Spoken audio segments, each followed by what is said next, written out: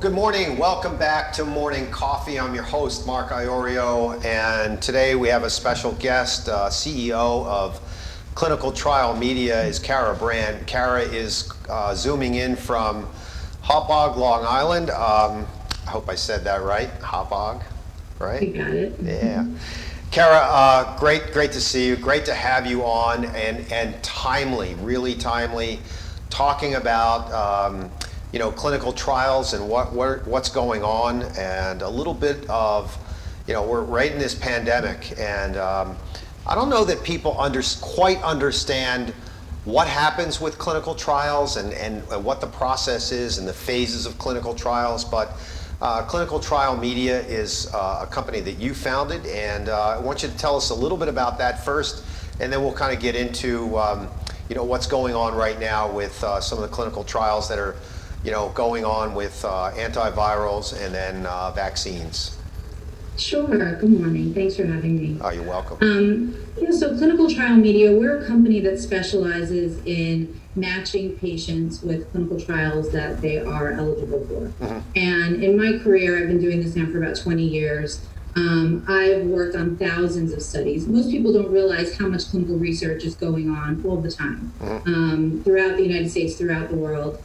So in my experience, across studies like Alzheimer's, oncology, diabetes, really, they run the gamut. Yep. And I've been really incredibly passionate about clinical trials my entire career, because if you think about it, every medication that we take, every treatment that's out there started with a clinical trial. Right. And so the importance of clinical research, if any of us care about advancing healthcare and improving treatments for diseases, clinical research is imperative to that. And right now more than ever. Yeah. So talk about Clinical Trial Media, and how you started it, and really what you do, because there are clinical research organizations out there, CROs, there's CRAs, the Clinical Research Associates, the folks that really help navigate through a clinical trial and understand the nuances of how to go through phases of a clinical trial. Now, your organization, Clinical Trial Media, helps recruit patients.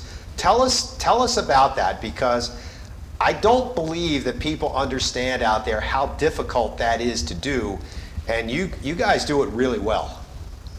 Yeah, thank you. So I actually started at Clinical Trial Media about 20 years ago as an assistant. The company was founded by two brothers, and over the years I kind of just took on every job that's possible within the organization. Wow. And worked my way up. Yeah. And in 2018, I actually purchased the company as the sole owner. Good for you. From the original brothers. Good for you. And so it's been a really fascinating experience for me. I went to college for advertising and marketing. Have a background. My family's all in healthcare. So when I learned about clinical research, I just found it the most interesting thing, because it's an area of healthcare that people don't talk about enough. Mm-hmm. And because it's so critical, it surprises me that most people don't really know what it's about. So yes, you mentioned CROs, contract research organizations. We work with them. We also work with pharmaceutical companies and the government, as well as research hospitals and universities that are conducting research studies. Right. So clinical research is a really complicated area. It's highly regulated. Yep. Obviously, patient safety is the most important thing to scientists and physicians. Yeah. And my job is to really work with patients, first to identify patients that would qualify for a particular study. Mm-hmm. Every study has a unique set of criteria. Mm-hmm. And so if it's, let's say, an Alzheimer's study, I have to look at, are we looking for patients who have early memory loss, or are we looking for patients that have severe Alzheimer's and maybe side effects such as agitation? Right. So first we have to identify who the patient is and what would make them qualify. For something like an Alzheimer's study, you usually need a caregiver with you. So there's a lot of restrictions on who can participate based on that. Yep. Then you have to look at, obviously, geography to figure out how to find people in an area where the research site, the physicians, are actually conducting the study. Sure. What makes it really challenging is that you're absolutely right. Most people don't know a lot about clinical research. And to be honest, what they do know is often kind of negative. Yeah. There's a perception out there about clinical research in sort of a bad way. People don't know the facts. There's a lot of myths about the safety of clinical trials. And so our job is really to find patients and work with them to educate them on safety in clinical research, the benefits of participation. Participating in a clinical research trial provides access to really some of the leading physicians in the country and around the world, and to new techniques. And for a lot of diseases, clinical research is really your last hope. It's a place to go to try a new potential therapy that could help you. And so just trying to build that awareness and work with patients through the process so they understand each step as it's coming up. Patient recruitment and patient participation in a trial is obviously completely voluntary. And at any time, a patient can withdraw their consent or stop and ask a lot of questions. We encourage that. So my job is really to help make it easier for patients and help them find the benefits that they're looking for. There's trials out there ranging from obviously the most serious diseases such as cancer, and then there's more common conditions like diabetes and pain management. Yep. And then there's sort of the funner trials, if you call it that, and that's for baldness and wrinkles, and there's studies happening all the time, and they're all meant to help us advance healthcare to the next level. Yeah, great explanation. Thank you. So for people, the lay people out there who do not understand the 4 phases of clinical trials, can you just kind of briefly go through that so that people understand what happens in a lab, and then how you go through phase 1, 2, 3, and 4? Sure. So all of the lab trials, they happen, it's called preclinical. So it's really before it gets tested in humans. Right. Phase 1 is the first level of testing in humans. And typically this is a phase, it's looking at healthy people. They're looking at safety, side effects, really just trying to get a sense of the medication in humans. And this is usually a small sample size. And so a lot of the current COVID-19 trials for new drugs, new therapies, new vaccines that haven't been tested yet, they all start in phase 1. Phase 2 then takes also a small population, but usually takes the population that has the disease. So for example, if we were looking at a new diabetes drug, phase 2 is when you would be seeking patients that actually have diabetes. And they're looking at safety and dosage. Phase 3 is where you start to get into the larger studies. These studies consist of hundreds, if not thousands of people. You really want to be able to test on a large group of people, obviously a big sample size, to make sure you understand how the drug works. Right. And the goal is obviously to get to phase 3 and to get to that larger group. Most trials don't get there. This is science, honestly. There's going to be a lot of studies that you try that get through preclinical, Sure. that get to phase 1, that don't get to phase 2, and so on. Right. Phase 3 is also for drugs that may have been approved for one indication, and now so they're FDA approved, but now they're being tested for a new indication. So this is sort of what we've seen with hydroxychloroquine. It was already approved for autoimmune conditions by the FDA. So for some people, that makes them feel comfortable because there is the level of research that's been done already in phase 1 and 2. And now in phase 3, they want to test it for COVID-19. Right.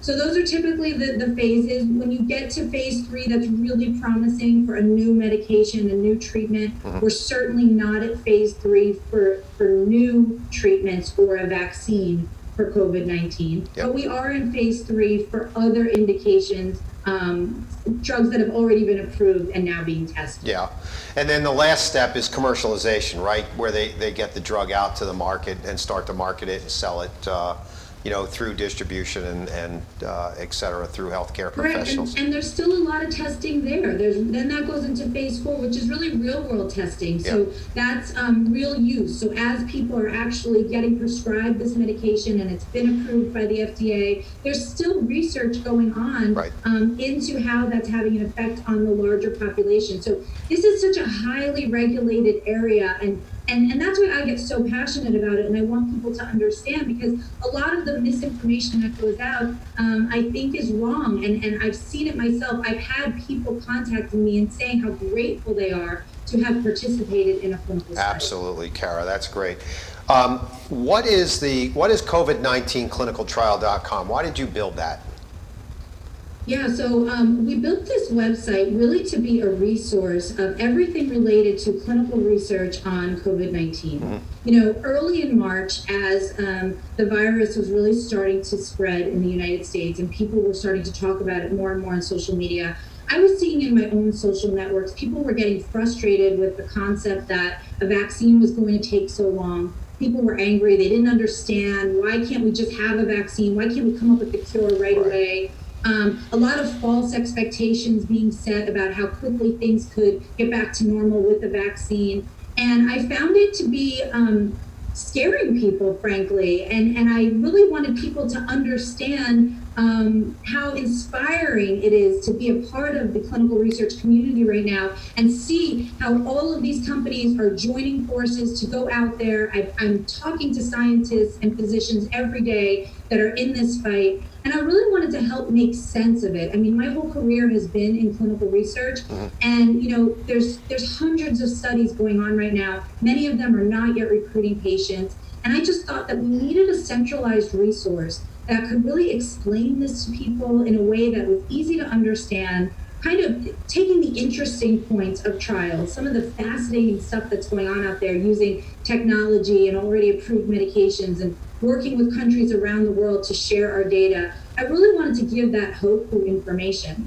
Along the way, as we were developing this, also really started to realize that as new companies are going to be planning a lot of clinical trials over the next few months, I wanted to create a way for people to sign up in advance and say, hey, yeah, I would be interested in participating in a research study. Right. And so we're creating a registry where people are taking a quick survey, asking some questions about whether or not they've been diagnosed, whether they believe that they had it, if they have underlying conditions that could cause them to be more susceptible to serious implications of COVID.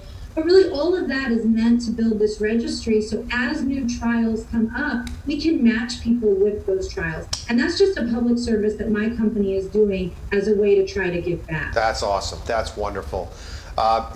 First of all, thank you for that explanation. Thank you for the explanation on, the phases of clinical trials, because I think people, you're right, people do get a little bit frustrated with, I think, we need a vaccine quickly, and what's this going to be like? Well, you've got to go through the testing process, because as you said earlier, there are these adverse events that can take place could be lethal. I mean, you don't know that, and I think people, you cannot throw caution to the wind here and just say, we're going to start using drugs, whether it's hydroxychloroquine and the Z-Pak combo seems to have worked in some patients, but it still has to be tested properly. And whether you like him or not, Dr. Oz has been on talking about the fact that you've got to go through research before you do that. So thank you for that explanation. Cara, why do you think people should be interested, the public should be interested in clinical research? I know you're passionate about it. Obviously, I'm passionate about it. I've been around it for 30 years. Why do you think people should be interested and take a vested interest in clinical research? So that's a great question. The truth is that if we want to see advancements in diseases over the next 5, 10, 15, 30 years, right? We need clinical research in order to continue progressing the fight against various diseases. When I look at something like breast cancer and I think about how far we've come in 40 years, the treatment options that are out there, the life expectancy has increased dramatically for breast cancer survivors. And that's all thanks to people who participated in clinical research over the last 40 years to help us develop these new treatments. And the thing that's most fascinating to me, and also the scariest, frankly, is that people don't realize that one of the biggest reasons why clinical trials are delayed, which then means drugs being delayed getting to market and new treatments getting delayed coming to market, one of the biggest hurdles is getting the patients to participate. Right. So patient enrollment accounts for about 80% of delays in current clinical trials, just finding the people willing to participate in the study that match the criteria. So when we think about clinical research in general, everyone should become aware of it and learn about it. Yeah. You don't have to participate, but you should at least be aware of what's out there, because it's very likely that there's a study going on in your area for an indication that you might be suffering with, and you could help lead to advancements in that treatment for you, for your children, for your grandchildren. And I'll tell you right now, when it comes to the COVID fight, we all want to get back to normal, right? Everyone wants to get back to normal as quickly as possible. Sure. The only true way to get back to normal is to get a vaccine or a treatment that is incredibly effective in reducing the severity. Yep. So the only way that we can do that is if we have enough clinical trials to find that cure, to find that answer.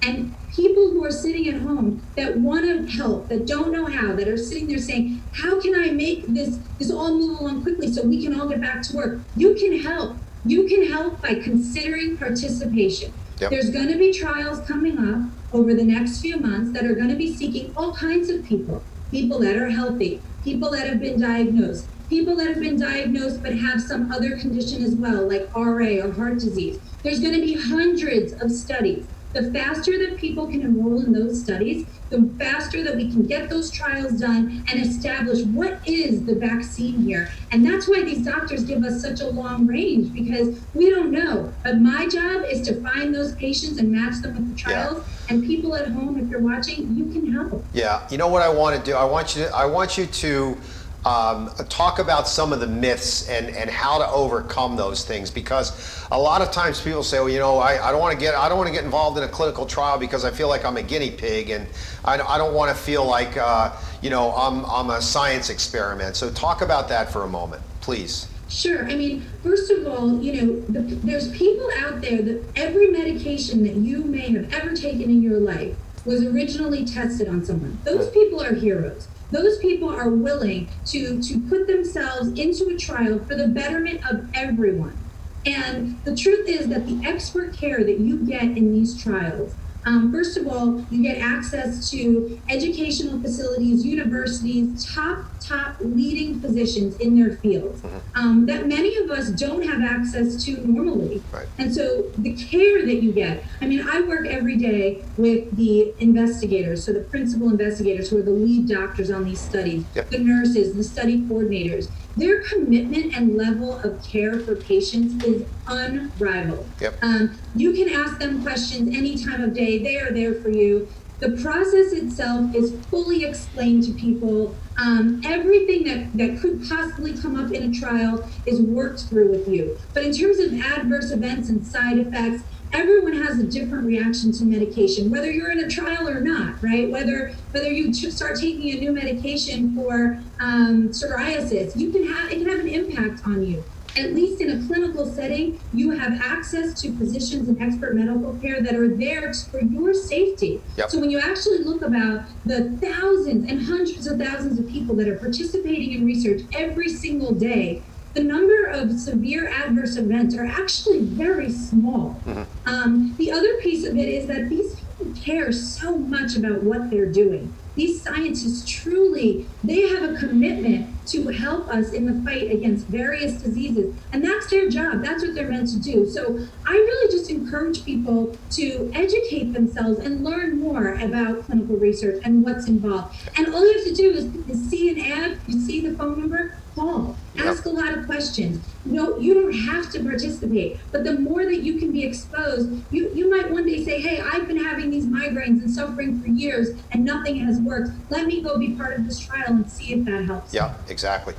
Yep, we're going to take a quick break, Cara. We're going to come back and we have a few more questions for you, but we need to break for our sponsors, and we will do that and come back right back with Cara Brant, CEO of Clinical Trial Media, after a message from our sponsors. Thank you. You are in competitive businesses that are doing something different and unique in the world of sales and marketing. Join me right here on Rainmakers Roundup on Wednesday mornings at 9 a.m. and then again on Thursday evenings at 6:30 p.m. right here on RVN TV. Today's show is sponsored by Dr. Jacqueline. Take charge of your life personally, financially, and professionally. Visit drjacqueline.com to book an appointment today.